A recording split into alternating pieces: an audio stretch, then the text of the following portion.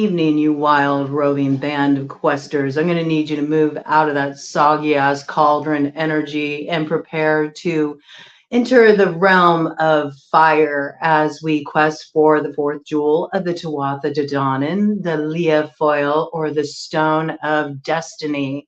And I'm really looking forward to moving out of the more kind of like watery, nostalgic integration of all the stuff that happened kind of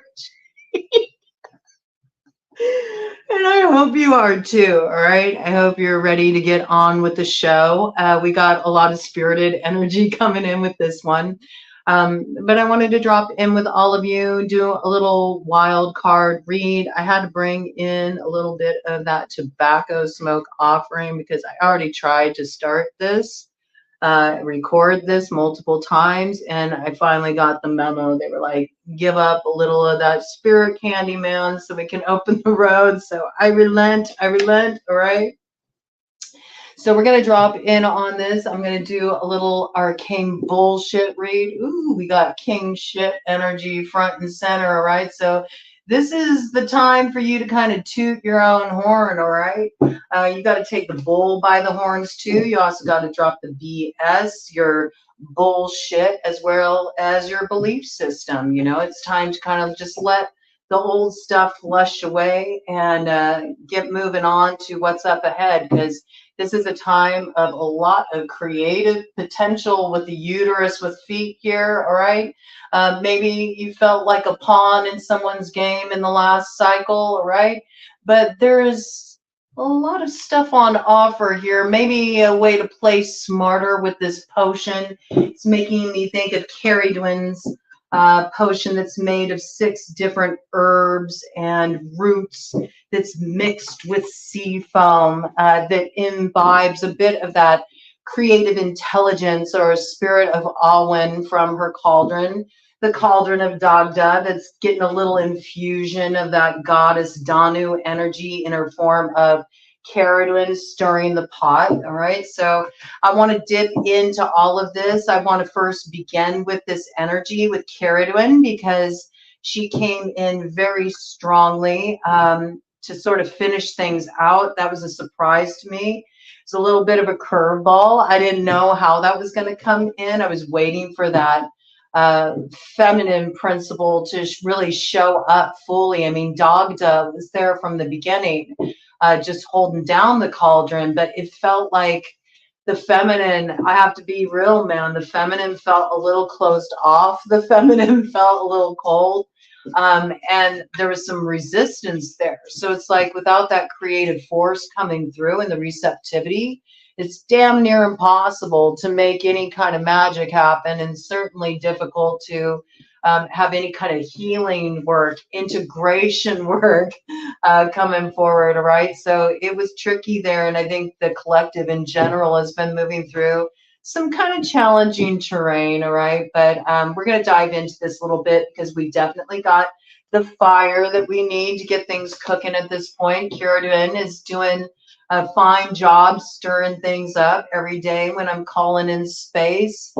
She's there stirring. So I do want to give a little background into Caradwin. I kind of touched on it in a different video, but I really want to bring in sort of her mythos right now. So you have sort of a lay of the land. This is like a little bit of a prep for the journey that's going to kick off in its full, like, you know, full force on December 1st. We do got, you know, family gatherings and such occurring over this week. And I know it's a time when people can be a little bit distracted. So we're going to just make it official. We're going to launch this one on December 1st. I do have a disco curriculum for this one. It's in process. It's being built. Okay, so you can jump into that right now. If you want to be daring, if you haven't gone for the other jewels and you want to try to go for the fourth one, I mean, who am I to stop you? I think it's better if you have the foundation in place, to be honest with you, and it's not really something that can be rushed, but I don't know. I think fortune favors the bold, you know. Maybe you need to kind of like break outside the box, galaxy dad, stop phoning it in and like get in the game, you know. Yeah, you might suffer a couple blows from being ill prepared, but at least it'll get you out of this box and get you seeing a new view. Shake it up a little, man. I don't know. Fortune favors the bold. That saying keeps coming through. So, I mean, would it be better if you were prepped because you already journeyed through the other jewels? Maybe. Maybe. I mean, there was a little cautionary, you know, disclaimer that came in there from Perry a couple weeks back, but you know, it's up to you. It's all up to how you like to roll, all right? Some of you may be a little bit more willing to press their luck than others. So do as you will, all right? I promise to hold a good space around it for everybody, a supportive space. I have this feeling that this one's going to be a little bit more spirited. It's already got that energy, you know? I mean, when the leprechauns started to come in, I'm like, oh, here we go. It's going to get a bit wild, but I think it'll be fun, all right? And it's also going to be challenging, all right? It's going to test our metals. So let's talk about Caradwin. We know that she's got this potion, right, of 6 sacred herbs and roots blended with sea foam, but and we're going to brew up a potion, okay? I'll help you each week. We'll bring in elements that will sort of like form a base, but then you're going to have to like quest for your own magical additions to add and see what kind of plant allies come in for you. And this is going to be a time when you're going to want to play things a little close to the chest, right? It's a little different. We're not going to be doing so much what do you want to contribute to the cauldron energy with this one, right? There's some stuff that needs to remain a mystery because you're going to be tapping into your own individual magics on this one. You're activating your destiny, and that's unique to each of us, all right? And that's what it's about. If you get there, if you hit the mark, if you can get yourself in that space of sovereignty. What is sovereignty? It's acting from your center, the center of your truth, or what's also known as Firina, okay? It's when you are actually at that integration point, you know? And the integration point is simply where you're not like fixated on the past and you're not projecting into the future, but you're right here, man.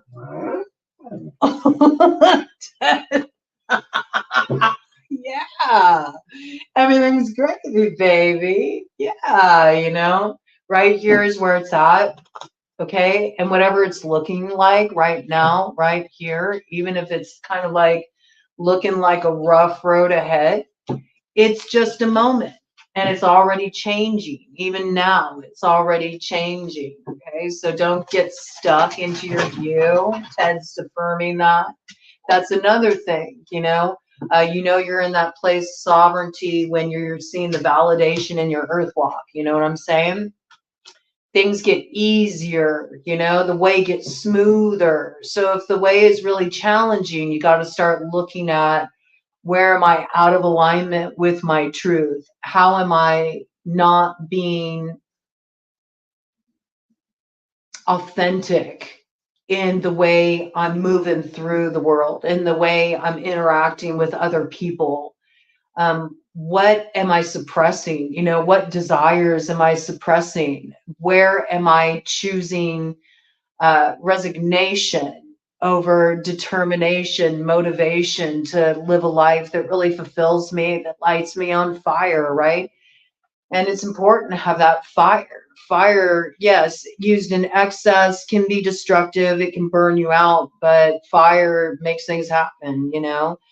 Without that, you kind of just can't get anything cooking. You know, you can have all the right ingredients, but if you can't get anything cooking, you can't get anything cooking. Now, we'll be making up this potion, okay? So it should be interesting. That was kind of like an interesting side quest, you could say there, but it's all relevant, okay? It's all relevant, and there's a reason why that needed to come in. This is also being mindful of, you know, whatever you're putting in your potion, whatever is going to make the base of your own brew as we, you know, go on from here. Um, is it in alignment, you know, with what is in integrity, you know? So this is an alchemical process. It's like we're working with mythos and we're working with this like symbolism, this archetypal symbolism that's coming through oral tradition. And we're about to get into some wizard shit, like on the real. This one's going to be a lot of fun. But all of this is happening on an inner plane. You know what I'm saying? It's like it's happening psychologically. It's happening emotionally. You know, you're going to be coming to deeper levels of understanding and awareness of yourself and what your motivations are. Sometimes that can be a process where it feels a little bit like you're coming undone before things come together. Okay, so just be prepared for that a little bit. All right. But I think mythos is important and it can kind of inform certain details, you know, about what's arising inside of you as you move through this process and what it might connect to. So why did Carrie Dwin make this potion? Well, she was making this potion for her son, and her son's name is Avogdu. Okay, Avogdu is like known to be the ugliest mother effer on the face of the earth. All right, she also had the most beautiful daughter, but you know, Avogdu, yeah, he wasn't, you know, he wasn't quite a looker, all right? So she knew she had to give him some kind of advantage because he wasn't going to be able to get by on that in life. And so she decided she was going to whip him up this potion that would give him like this supreme intellect, you know, give him smarts so he could always strategize and have an advantage. And also that would give him this amazing creativity. So she was brewing up this potion. It was made of those 6 herbs and roots and seed foam, and it had to be stirred for exactly 1 year and a day. All right. Which kind of like parallels the energy of any initiatory process. Usually you go through an initiation anytime you're stepping into fairy over a 13 moon cycle. Okay, so just bringing in that spirit of the 13 energy there, the 12 months and a day. Naturally, this had to be stirred constantly as you were brewing this portion. I keep saying portion instead of potion. So it's interesting. It's interesting. I don't know why that keeps happening, but I keep having this happen when I go to say potion. I keep saying portion. There's some kind of key there because it keeps happening every time I try to do these reads and I bring in potion. It comes out first as portion. So maybe this is something that we need to be mindful of, like our portion, what we're contributing, because we are collectively building this energy. So it's important to be mindful of what are you contributing to that collective energy. It's sort of like on an abstract level, we're whipping up our own potion together, right? But we're each holding our portion of that. We're not just looking to have this activation in our own lives of our destiny, but we're also looking to, you know, have this come forward collectively. We're looking to create a transformation that opens the road to the destiny we hope for our future, right? On a larger scale, when we're looking at it through more of a spiritual lens, you know, the things that we want to revolutionize and transform in life on planet Earth. Okay, we're looking to evolve the energy. So we each hold a portion of that too. And maybe that's why that's coming through, the need to be mindful of what we're creating, that when we create it just from the perspective of the ego, where it's like, okay, I'm brewing this up, I'm whipping this up. I'm going for my destiny, but to not have any kind of like regard or awareness of how much power that has when we're really looking to hit that mark, we also should keep in mind the way that has a ripple effect and how it affects the greater whole. Yes, because it does look like there's a need for some cleansing here. This makes me think of Aquarian energy. We are heading up to this point in January, where near the end of January, we're going to have that energy of Pluto move into Aquarius. And it's really the advent of that dawning of the age of Aquarius, and the energy of expansion and kind of like forming these connections is going to really start to spread out at that time, like a web of connectivity. And we know there's this cosmic web of creation. So the connections we're forming now are significant.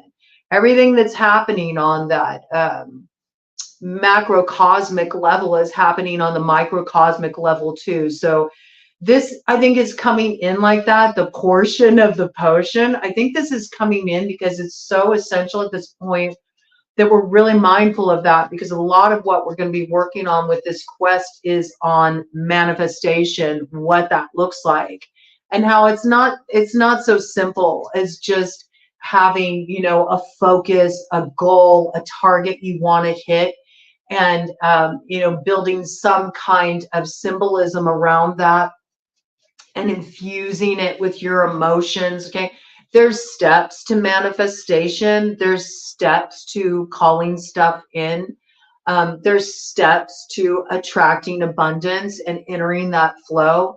And a lot of times you'll see stuff out on YouTube about this, and it's like so formulaic, and they just make it seem so basic, like, oh, just focus on this, and you know, have these good thoughts, and you know, it's great, okay, and yes, on one level. But there's this thing that happens every time you start to head into that expansion, where everything that doesn't match that, all of your programming that needs to be like updated, you know, it starts to create bugs in the system. All right. So you'll have like some measure of success, or you'll move into expansion a little bit, and then you'll be like, whoa, wait a minute. Why am I getting gridlocked again? Well, it's because you're like bumping up against one of your internal blocks. You're bumping up against your faulty programming. And then there's the whole process of like, now we got to like, you know, we got to reboot, you know. So we're going to really get into this and really doing the work of alchemizing the energy together collectively. So this is really essential to remember this piece, because it does play a major role in manifestation, in remembering that you're just a portion of that potion. Like it's not like it just has an effect on you. Everything we do affects the greater whole. So one of the big keys in manifestation is always to be mindful of that. And this will become more clear as we dive deeper in. I don't want to go too far out with that, but there is a need to kind of like cleanse the focus a little bit here. I got that, right? This is about really being mindful of where you're putting your focus right now, okay?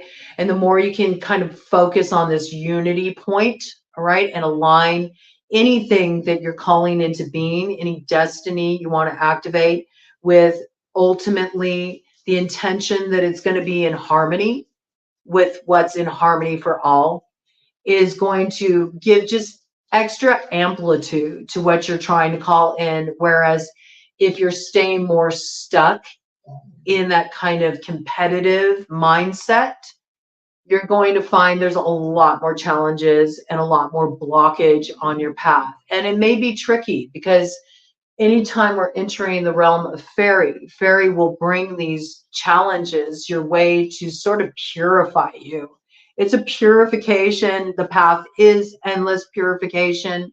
And you gotta pass these tests in order to gain entry into certain access of gifts, talents, magics, jewels, however you want to look at it, right? In this case, we're looking at jewels or treasures of the TUATHA de DANNAN, but really what they are is they're symbols. They're symbols of unlocking certain power within the self that was arrived at through alchemy. So there's still some cleansing and vision that needs to happen here. I think what is coming through in this moment is now would be a really good time to get clear on your vision. Is your vision in alignment with the spirit of sovereignty? In other words, is it coming from your center? Is it birthed from your place of truth? Does it come from that place where you're aligned with Firina, where you're aligned with that truth? Are you at the integration point with this, where you can honestly say, it's not being tainted by my BS from the past or my fear projections into the future, but it's what is authentically true for me right now? And a good cue about knowing if that is the case is if it's authentically aligned with where you're at right now, then you will not be fixed with it. 2111 on the clock, all right? You won't be fixed with it, because truth, we have to remember, is harmony. They're one and the same. Love, truth, harmony, peace, all of these qualities they're the same energy. They're the energy of love, all right? There is no separation. Freedom, all of these like higher ideals, or what we think of when we think of moving into expansion, is in resonance with that energy of love. And the antithesis of love is fear, right? But in order to get to fear, everything that, you know, blocks it, blocks you receiving it, blocks you from acknowledging it within yourself, it's going to confront you. And those are the blockages, right? So there might still be some places where we need to refine our vision or what we view as our destiny and align it more with what will be in harmony for all, as opposed to just sort of like barreling ahead, thinking only in terms of, well, this works for me and everybody else will just have to deal. All right. That may work, you know, temporarily, short term, in like, you know, a corporate American setting, or, you know, in the basic structure we have set up in society right now. Yeah, sometimes people get ahead quickly, right? But then there's a lot that, you know, kind of sets them up for a big fall when they do that. We see this happen all the time, right? And so there's this piece here about, yeah, but we're trying to like forge a new way forward. So this is about being mindful that when you're questing for these jewels of the TUATHA to DANNAN, you're like, you're questing into fairy. And that does require a high level of integrity and being in harmony with that energy of love. And you got to be a bit fearless to journey into fairy. So now is the time, 2323. It's time for a change.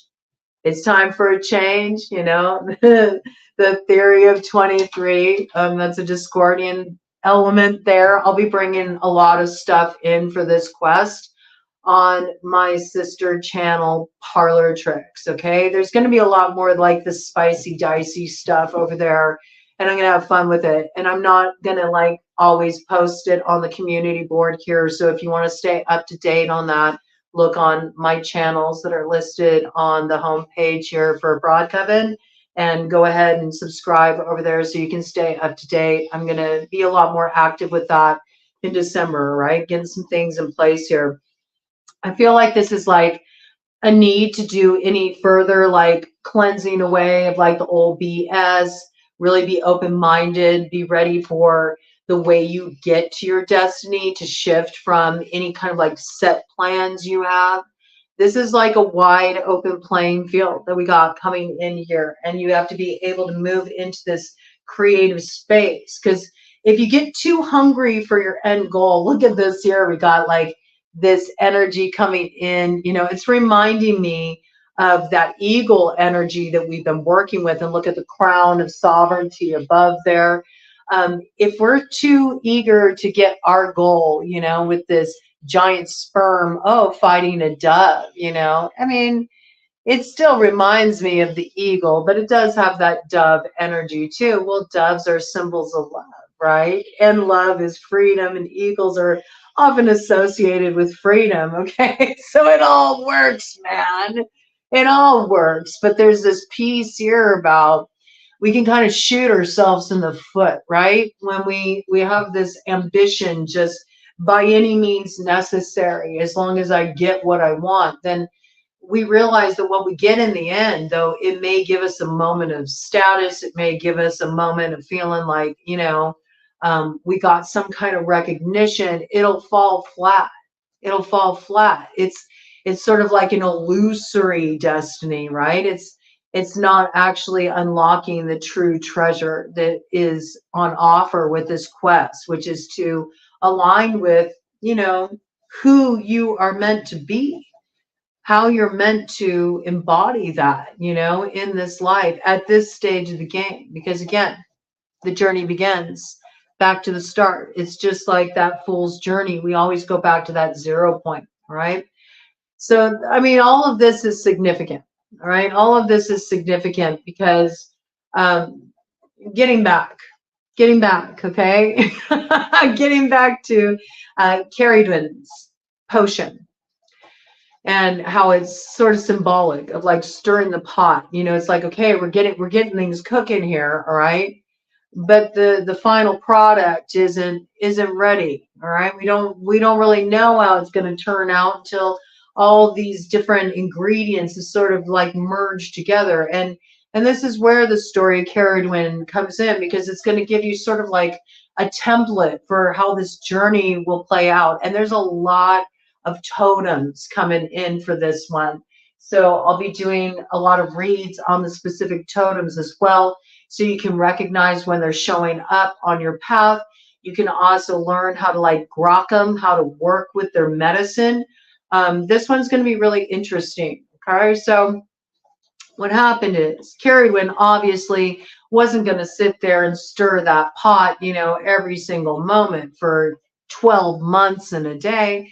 So she got some help from a young youth named Gwen, who would help her stir the pot when she needed a break from it. So Gwen helped her stir this pot, and one day he got a few drops of that potion on his arm, and instead of wiping it off, he slurped it up from his arm, and in doing so inadvertently took in the power of the potion and the gift that was supposed to go to Avogdu. Okay, so now Gwen had this sharp intellect, and Gwen had this masterful creativity, right? So unfortunately, all this work that had gone into preparing this potion for her son so he could have an advantage, because he wasn't easy on the eyes. She wanted to make sure her son could have some kind of advantage. Now this this lad that she got to help her took the gift. So a hunt ensued, all right? And it's the hunt for that gift. So this is what you're really unlocking when we're going for this fourth jewel of the TUATHA DANNAN. The destiny is unlocked by you tapping into this like supreme intellect, inspiration, musing energy, and activation of your creativity, because that's what's brewing in Awen. That's the pot that's being stirred. It's this pot of creative fire that will ignite your path ahead. This is a very bardic journey, all right? When we're journeying into fairy, it's very inspired. The muse gets activated. You'll all of a sudden have that spirit of Awen come over you, and you'll have this just like font of creativity bursting out of you that demands to be expressed. This can come through lyrically. This can come through in poetry. This can come through in music. This can come through in dance.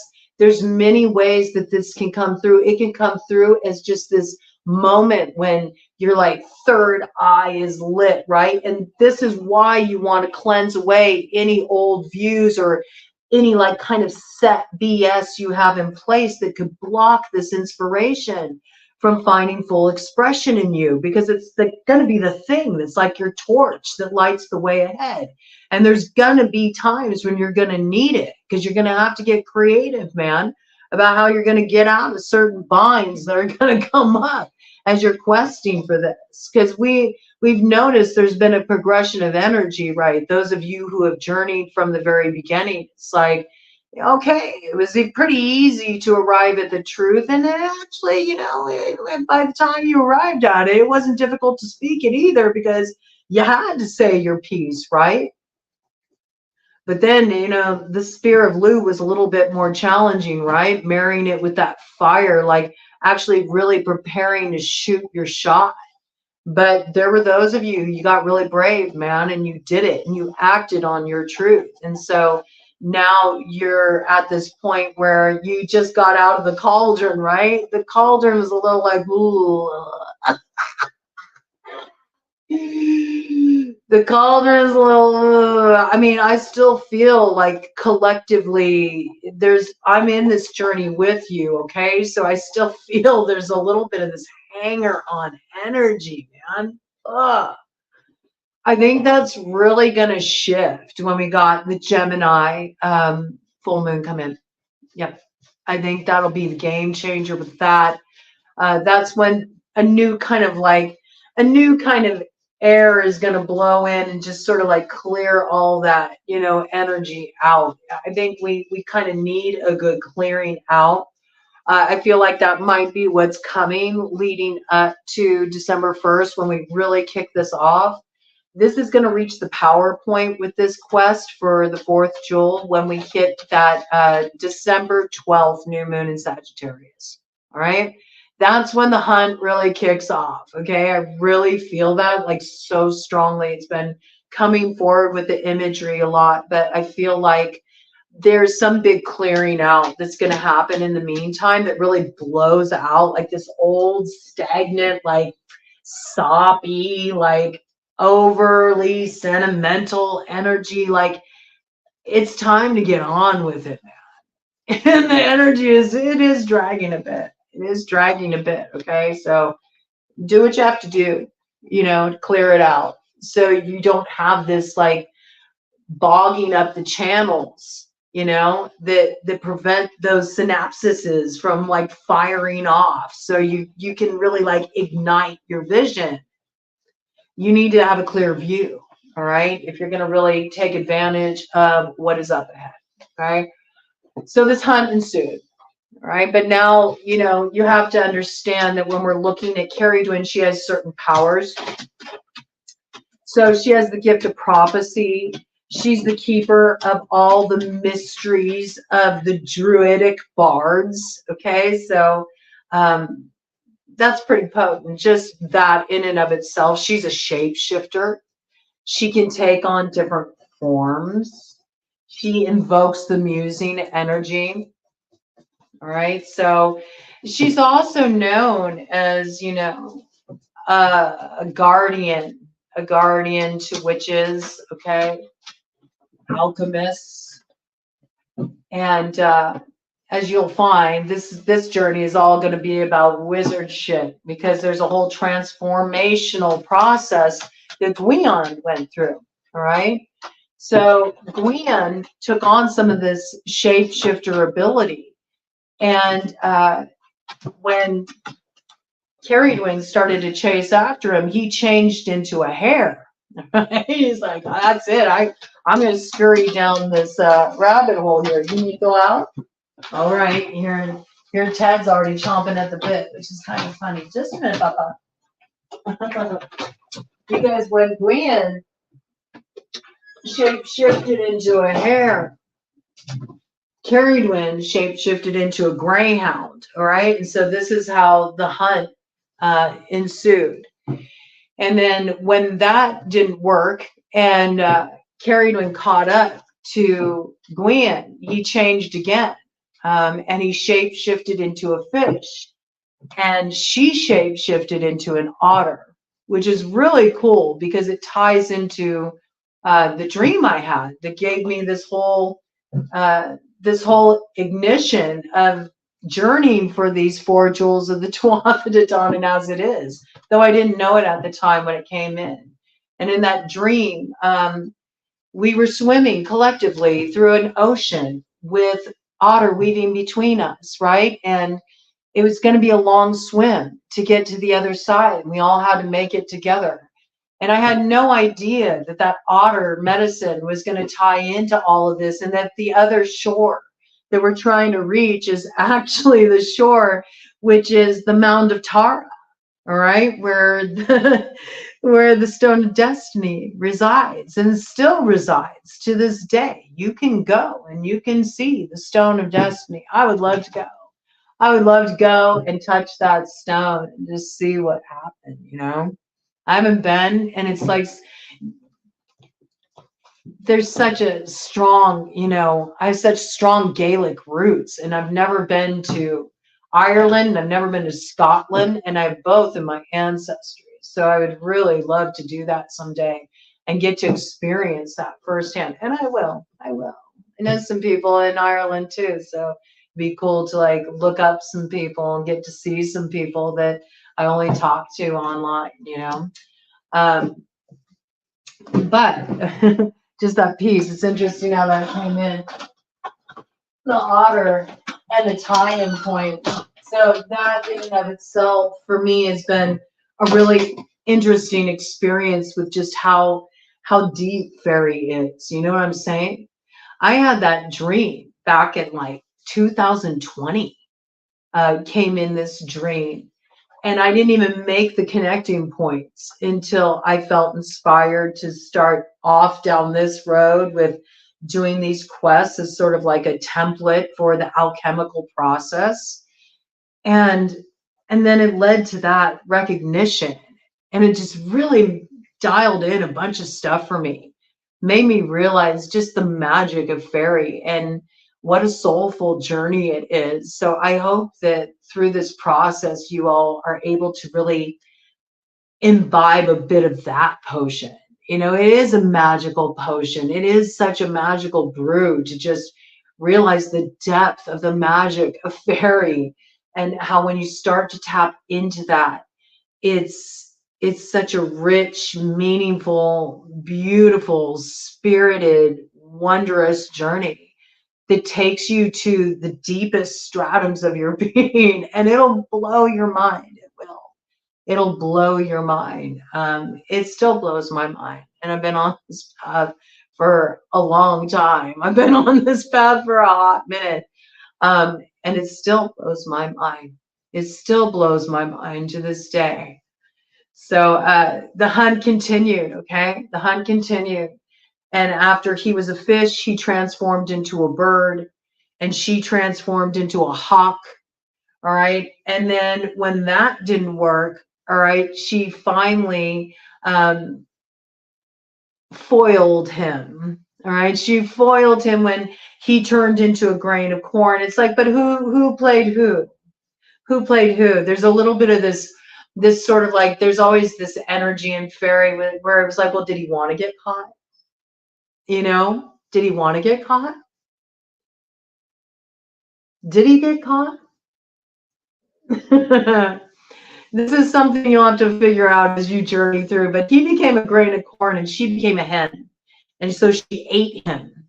All right. She ate him, which it may seem on the surface like, oh, okay, so he lost, right? He lost. This is why I say that fairy is very complex. You may think he lost, but she ate him, but then she birthed him, and then she tossed him into the sea, where he was rebirthed as the great bard Taliesin. Okay? And Taliesin has parallels to Merlin. So when I say this is some wizard shit, this is some wizard shit. That's what's on offer. Are you ready to awaken the wizard in you, where you become a master of the hunt and you manifest your destiny instantaneously? Because you can do that. You can do that. And this journey will take you there. But it's gonna be tricky. There's gonna be challenges, all right? Not all who go for the Stone of Destiny will activate it. And that's what you'll be tested on continually. And this is why we also will continually do this quest. We will do this quest every year. I think just as a tradition, we'll go ahead and start it every summer. We'll start on this journey with the 4 jewels of the TUATHA de DANNAN, because we started it, I believe, last July. Yeah, last July. It was right at the time of the changing of the nodes. So I'll look back and I will just use that as a reference point so we keep it kind of heading in those cycles. But this is something that's worked with on a continual basis in fairy. And if you plan on diving deeper into fairy, it absolutely can support you in working that path. And it's also a good checkpoint, because each jewel really focuses on a specific area of development, on a spiritual level, on a psychological level, on an emotional level, on a physical, material level. So I'm really looking forward to diving into this one.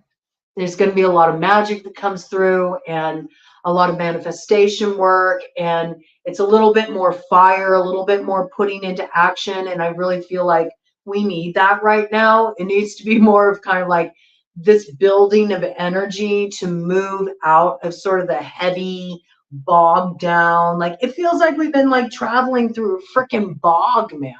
It's just time to get the path ignited, and I feel like that ignition of energy coming in with this. I do want to talk a bit about the Stone of Destiny, its correspondences, its associations. For those of you who maybe want to set up an altar, for those of you that really want to work the path, I really want to set up an altar for this one. I think I'm going to set up a 4 jewels altar actually, and really represent each direction. Maybe I'll do a video on that, how to set up an altar, and we'll go into details of that, but I think it could be a good thing just as a focal point. So I'll try to bring something like that in right as we kick it off, okay, in December. I think it could be very helpful, just to keep things focused. It also can kind of be like, sort of like a map, like a lay of the land, because these jewels came from, 4 magical cities in the north, and they each were at a different directional point. On the cardinal cross, actually, I was able to kind of like form an association. And so the 4th jewel, Falius, is the name of the magical city that it's from. And its direction is north, which is the cardinal point of Capricorn on the cross, all right? So this gives you a clue of the kind of energy that's going to be coming in, and it's actually perfect because we have that Pluto and Capricorn energy right now. So what do we know about Pluto and Capricorn, right? It's not like this is going to be some smooth sailing, all right? There's work involved. There's practical application involved. This is about really building the dream, all right? You're not going to be able to just like skate towards your destiny. It's not like in the movies, all right? There's always opposition. There's always challenges to face. There's always times when you lose hope or you doubt or you want to throw in the towel. So this is about having that spirit of the goat to be able to rise to the challenge, do what needs to be done to hit the mark, and also the bravery. You got to have all of those qualities in order to really arrive there at that place of, recognizing the integration of all the other jewels, because that's really what it is once you hit the Stone of Destiny. You can't activate your destiny without the truth. You can't activate your destiny without putting that truth into action. You can't activate the destiny without really arriving at that place of alchemy within the self where you're balanced, that point of the masculine, the feminine in harmony, in union, because we know that the masculine provides the avenue for the feminine creative force to manifest through. So it really is the integration point. And maybe you might want to, along the way, review some of the former, jewels of the TUATHA de DANNAN, some of the videos associated with those. Maybe I'll try to break them down a little bit more to make that easier for all of you. Do work with the disco curriculum because it provides a foundation. If you haven't completed the first disco curriculum, you should. It's just a matter of, watching some videos or having them play in the background while you're doing other stuff. You'd be surprised at how much they can shift your perspective. And right now, the second one is up. So people who wanted to get a jump start, they can do that. But certainly by the 1st of December, you should be diving into that material because it's what's going to support the work ahead. Okay.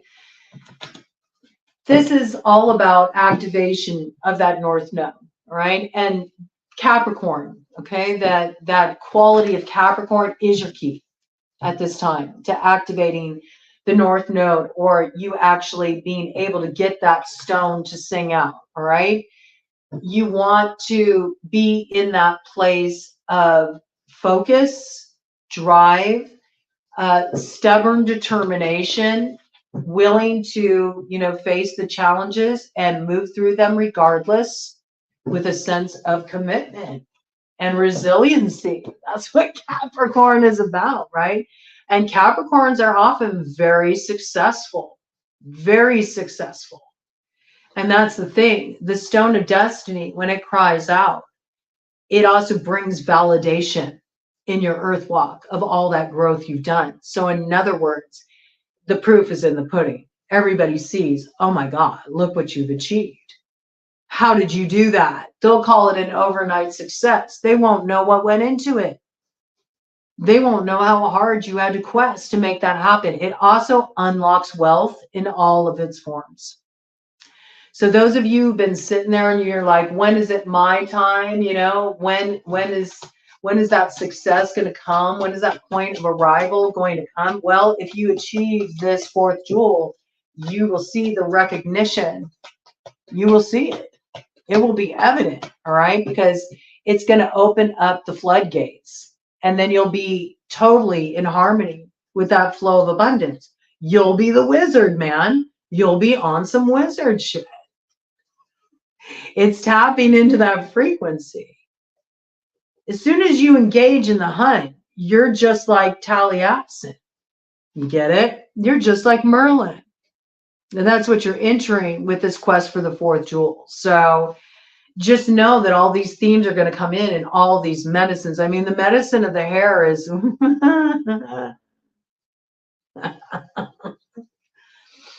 it's dicey, man. Okay, there's a lot that goes into that. I'm going to do a separate video on that. All right, but it involves fear. It involves fear, facing fear, acknowledging the way your fears are actually creating your manifestations. Okay, and not only that, but also recognizing the way we call fears to us. Well, I want you to understand this a little bit. Hair is also the trickster. This is how the journey begins. Hair is the trickster. So that means, that's going to sort of be like a point of having to confront your fears without you realizing you're the one who called them to you. Okay. But it has to be reflected to you in a certain way for you really like grok that and understand it. It's a fierce menace. It is. It is. And what do we got going on there? Well, we got greyhound energy chasing, okay? Chasing. So we know that we have to work with this greyhound medicine in order to master that hunt. All right? Kiridwin will always illuminate what's needed to master the hunt. And what we're mastering is we're mastering that hair totem. All right, right out the gate. Right out the gate. It's interesting because we know that also we'll be moving through this relatively quickly because while a hare may be fast, greyhounds are faster. All right, so this is a quick moving energy too. This isn't something that's going to be slow and boggy. It's going to be action packed. All right, so just be prepared and be prepared as well with your character development for that. You don't want to forget this piece about adjusting your character as you're moving forward. I highly recommend that your character imbues a little bit of stoicism in there, right? Because you're going to need a little bit of these like kind of steely wiles to navigate this territory as it kicks off. We know that once we head out of that into the fish otter portion, it's going to be a little bit challenging because the cauldron's been a stuck point, right? Okay, so it's going to be a little bit challenging. It's almost like these other jewels were just introducing us to the energy, okay? There's a lot we have to be aware of that can trip us up. Ooh, yeah, we got to be aware of the way that, you know, we can sort of cut off the impregnation of the new world, right? With this penis weasel here, by what we allow to court into us. Look at this, the parasitic fruit, you know, again, it's bringing in that piece of temptation, that sort of competitive, I want what I want, and it doesn't matter how it affects anybody else. I don't care if I have to sabotage somebody else to get it or play dirty, then it's fine as long as I get what I want. This actually becomes like a tie that binds. This ends up being something that's like the poison apple, and it actually cuts off your power to sort of be able to move into that energy of Taliesin, where you are transformed and you're fully able to just like impregnate the new world, just like one.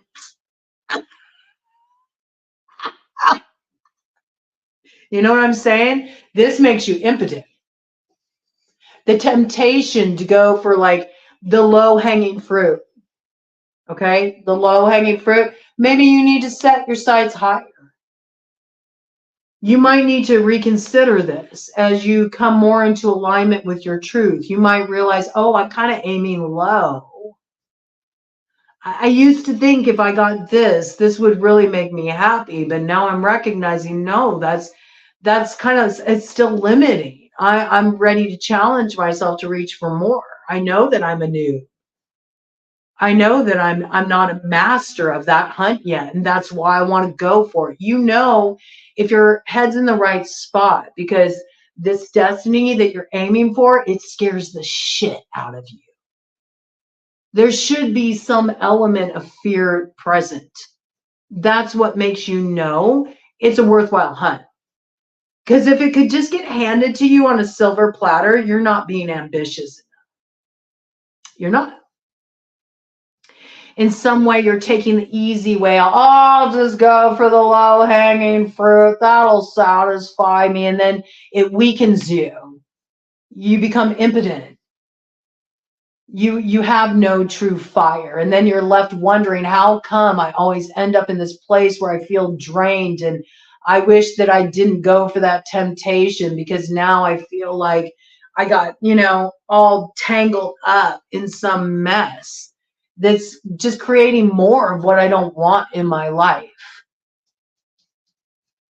And now here I am back on the hermit journey, lighting a torch, trying to find my way out of the darkness that I led myself to, all because I went for the quick, easy fix, or, you know, just what looked like it would satisfy me in the moment. Sign that contract at the crossroads because I thought, well, you know, this will do for now. But then you miss out on this, man. Remember the hen. All right, I love this. The hen consumes, you know, the grain of corn, and that's when you become Taliesin. That's when you become Merlin. That's when you get on that wizard shit, and here comes the gravy funnel, pouring all those blessings into you. Look, that almost looks like Aladdin's lamp there. Just like, oh, you want that fulfillment? Here you go. You got to come into that connecting point. Look at the infinity symbol there. Got to have clear vision. And then, you know, then you'll really have something to crow about, man. You know what I'm saying? Then you'll really be feeling like, yeah, man, I'm back on my block. This is what's on offer. The gravy train, man. All right?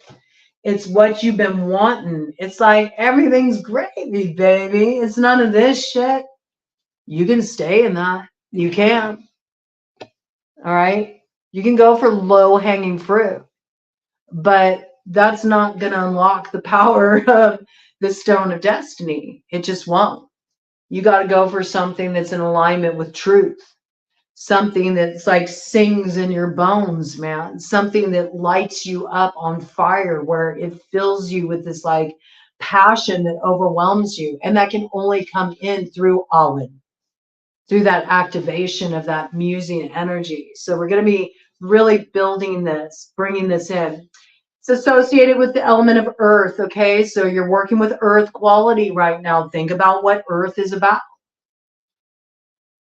How do you get things to grow in the earth, right? How do you get things to grow? You got to nurture this. You got to water this. You got to focus on it. You got to tend to it. You got to till the soil. You have to have seeds to plant. You have to have the inspiration to plant. It's that chain of manifestation we've talked about, right? But if you really, if you're bold and you level up, man, don't go for the easy target. Really challenge yourself. Set some destiny to unlock that's inspired, and that also feels a little daunting to you. Like, I don't know if I can really achieve that. I don't know if I can really do that. Can I? That's a tall order. That's what you want to go for. You want the thing that sparks your insecurity. Fear is the way through. This is a straightening by fire. It's not for timid people. Ferret coming in. Ooh, ferret medicine. Well, there was a ferret here. All right, maybe this is a key to lighting the way. Ferret medicine. Ferrets know how to suss things out. It was 56:56 on the clock when I said that, 11:11. All right, ferret medicine. I'll bring in a totem read on ferret medicine, all right? But ferrets are able to kind of like suss stuff out, right? And what do? They travel subterraneanly, right? They work a little beneath the surface. There's still more for you to find there, I think. There's stuff going on in the bedrock of your being that still needs to be illuminated. And that's what we're going to work on getting out of the way, okay? It's that stuff that can undermine. It's that stuff that can undermine. So we need to be very aware of that.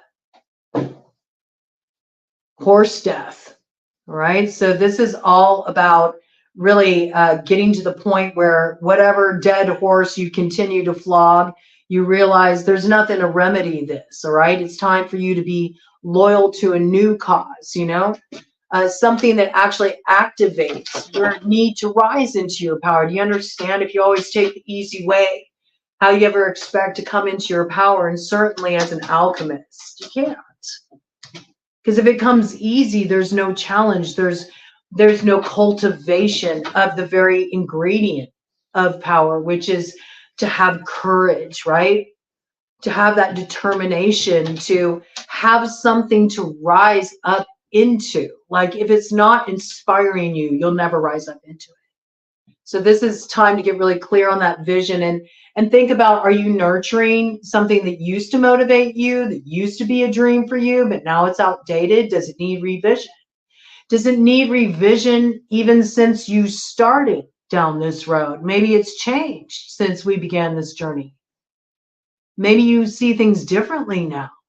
Maybe you've been loyal to it with that penguin medicine there, but you're kind of like, I don't know.